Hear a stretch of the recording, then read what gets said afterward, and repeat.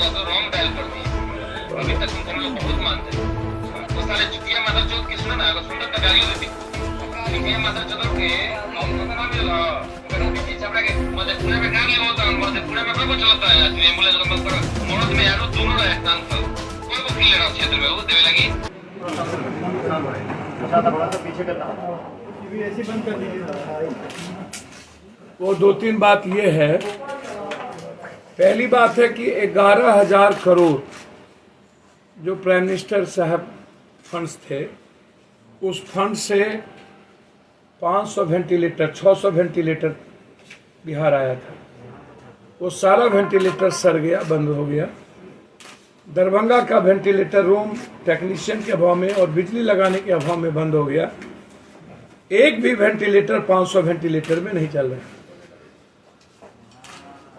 किसकी जिम्मेदारी है? स्वास्थ्य विभाग पर केस हो, स्वास्थ्य विभाग के पदाधिकारी पर, और जहां जहां ये वेंटिलेटर गई है वहां के पदाधिकारी पर एफआईआर लॉन्च होना चाहिए, क्योंकि ऑक्सीजन के चलते जो लोग मर रहे हैं वेंट के चलते, उस पर 302 का मुकदमा लगा हर परिस्थिति।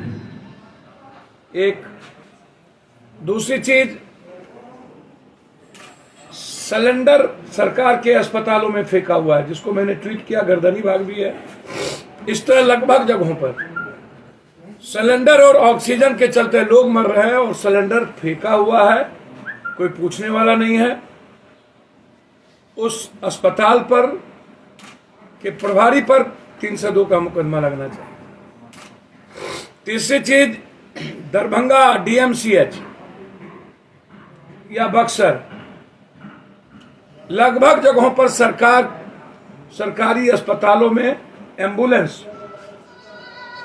जो खरीद के दिए थे लोग, वो आपको आश्चर्य होगा, पदाधिकारी या सरकार के पैसे, जनता के पैसे या एमपी लेट्स 32 लाख का एक एम्बुलेंस जस का तस फेंका हुआ है।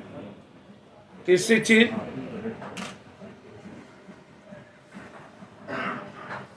अभी तक अब स्थिति यह है कि पटना के नर्सिंग होम हॉस्पिटल लगभग जगहों पर मारपीट कर रही है।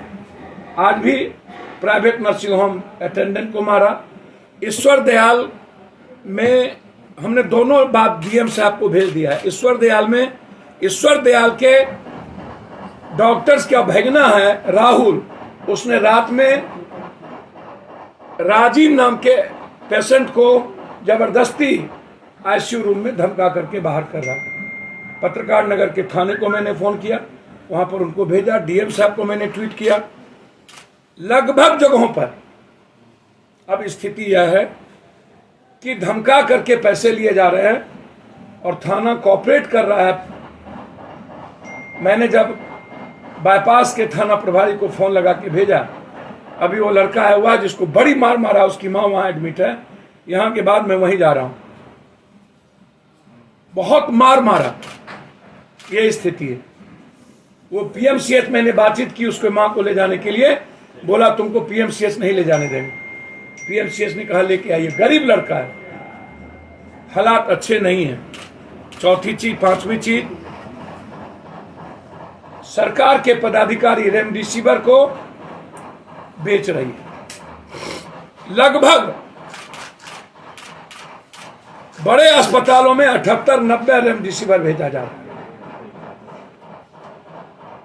अंतिम चीज जो सबसे क्लियर है वह है एनएमसीएच और पीएमसीएच। डॉक्टर्स के केयरिंग नहीं होने के चलते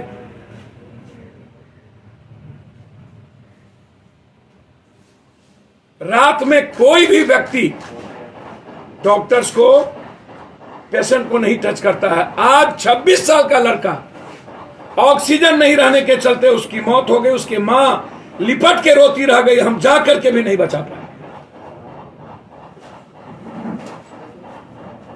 चाह करके भी नहीं बचा पाए।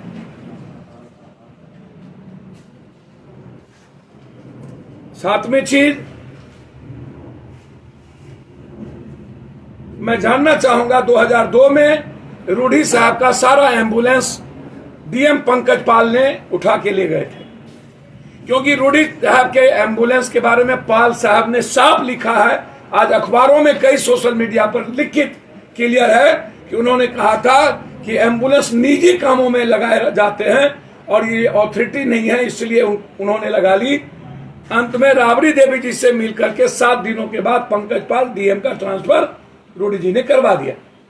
हम उसकी भी जांच चाहते हैं कि क्या सांठगांठ थी। 7 दिनों के अंदर पंकज पाल का क्यों हुआ ट्रांसफर। नम्मी चीज जो सरकारी पैसे से खरीदे गए एम्बुलेंस, उसमें ऑक्सीजन था लगा हुआ, जीपीएस था, सारी चीजें भेज दी गई। उनके लोगों ने एक भी ऑक्सीजन नहीं है, जांच करा लीजिए आप, एक भी ऑक्सीजन, एक भी ऑक्सीजन। और जब से नीतीश कुमार जी की शराबबंदी हुई है, एम्बुलेंस से शराब ढोए जा रहे हैं, गांव गांव शराब पहुंचे जा रहे हैं, गांव गांव गांव गांव। जो बालू का ढोया हुआ है वो उनके घर के आगे का है, जांच कर लीजिए, इनका रोड जांच कर लीजिए, घर को जाके देख लीजिए। हम देश के सारे पत्रकार और वर्तमान जज से इंक्वायरी की मांग करते हैं।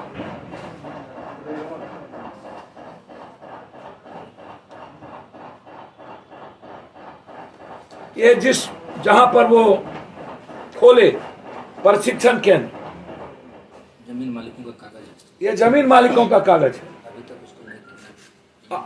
अभी तक उसको पेमेंट नहीं किया गया।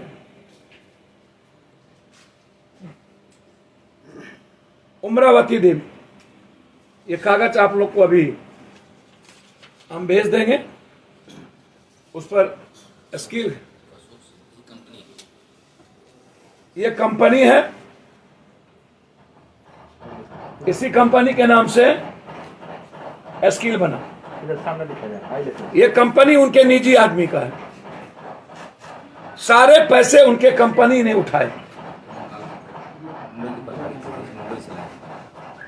जो बंबई के प्रभारी थे और बंबई से ही लाया गया। ये है अशोक सिंह और एक है दामोदर सिंह।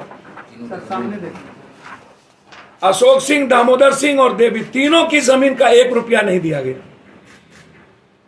ये मेरे पास कागज है, इसकी इंक्वायरी मैं चाहता हूं।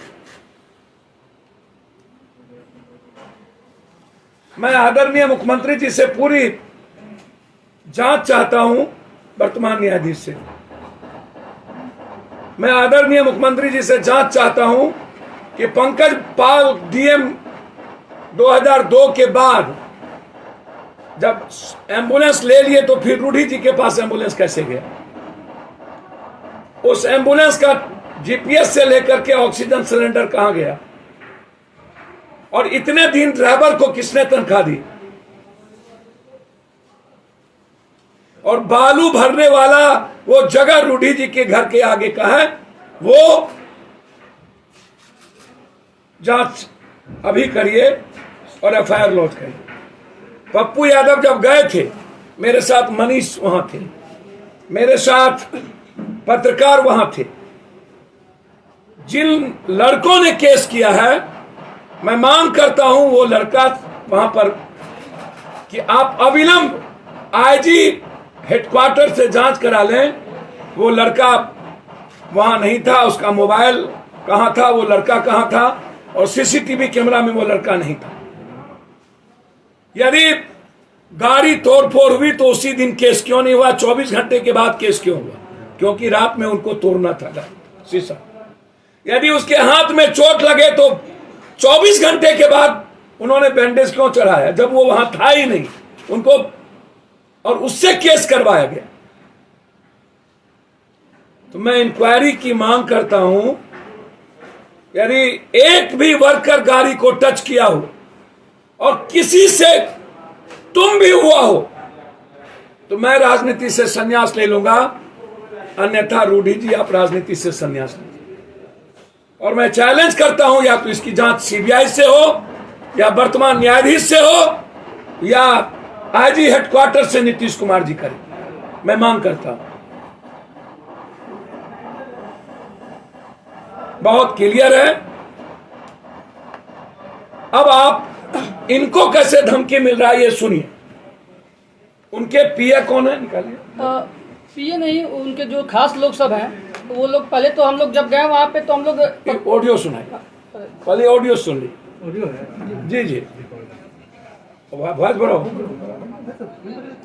आप सामने एक बात जान लो, ये फोटो जितना पिटाए वाला काम के लेलो ना, कोई घर में कुछ नहीं है, उनका औकात बा।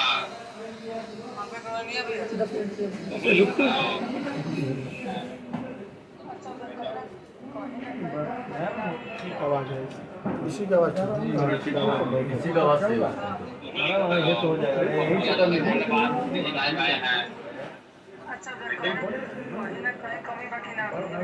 पूरा गाड़ियों देती खूब ये मदर चलो के का नाम मिला उनका पीछे छपरा के मधेपुरा में गाड़ी होता है, मधेपुरा में बड़ा चलता है एम्बुलेंस नंबर मरद में यारो दोनों रहे सांसद कोई भी लेना क्षेत्र में वो गाली कहां पर? अच्छा वो पप्पू यादव का धन्यवाद जी लाइव आए हैं। अच्छा कहीं ना कहीं कमी बाकी ना हो, ये बताइए। ये बताओ हाँ मम्मी बा ओकरा पीछे सब लोग के बोला तारा मन से लायक अगर कोई के मन से लायक होकेला होके तार पड़ोसिया घर के बगल में सब सहोदर या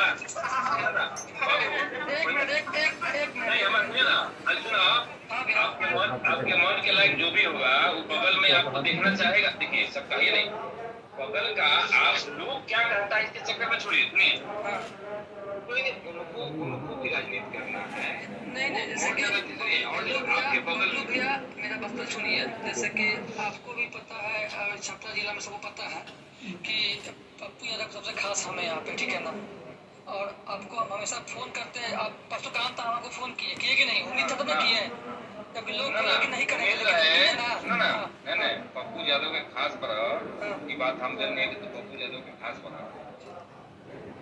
पप्पू यादव रॉन्ग डायल कर दिए। अभी तक उनको हम लोग बहुत मानते थे।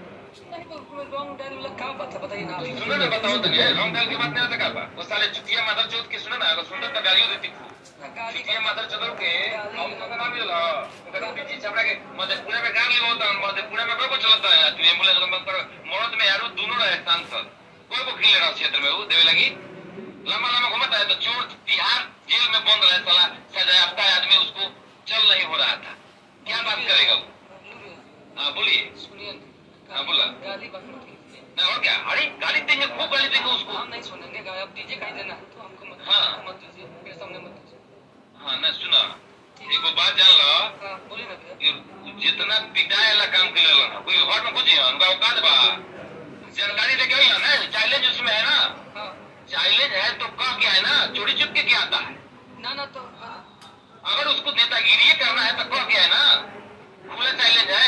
चलो बाण मधे पूरा से साहबुद्दीन के यहाँ भेंट करे सलाह सजाए, उस साहबुद्दीन के यहाँ जिससे क्या बात करते हैं, किससे भेंट करने जा रहा था?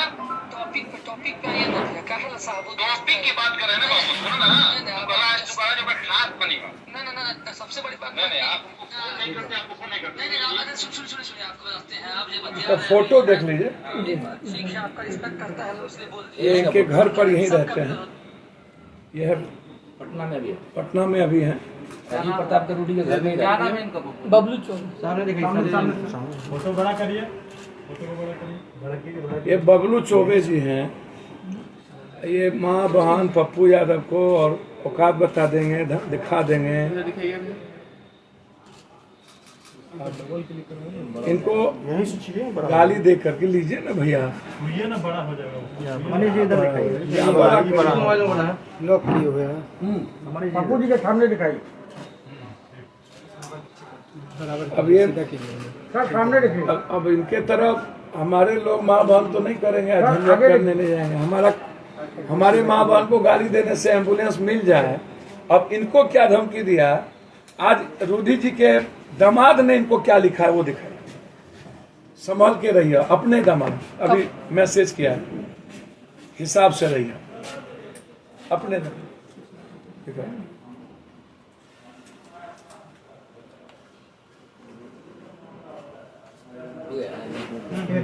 ख्याल रखिएगा, पापा जी की तरफ ख्याल रखिएगा। ये है, इसमें ख्याल रखिएगा अपना। रूढ़ी जी के जो अभी शादी हुई है दामाद में, सर एक जगह रखिएगा। क्या नाम है उनका दामाद? अभिमन्यु त्यागी।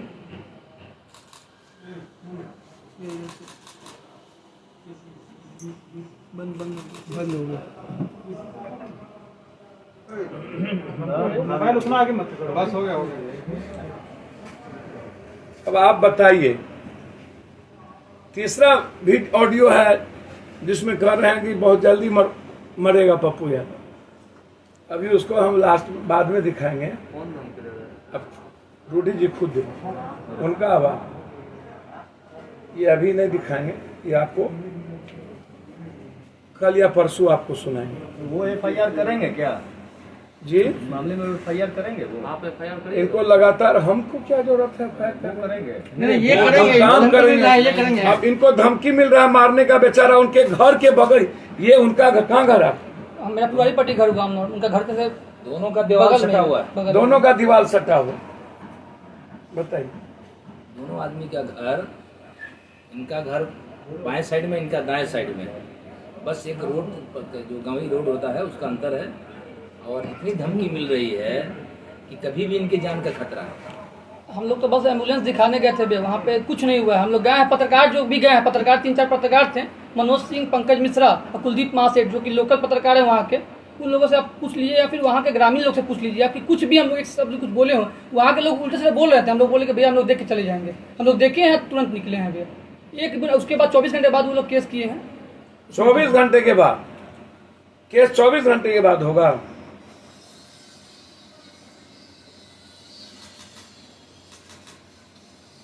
तो पप्पू यादव के मार देने से रूढ़ी जी आपको सकून मिल जाए गाली गलौज करने से।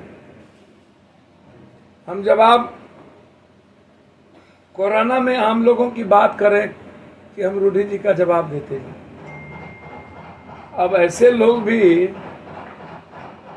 जिनको कुत्ता ना पूछे वो भी धमका करके हमारे नाम से गाली गलौज कर रहा हो, तो चलिए मैं सिर्फ इतना कहूंगा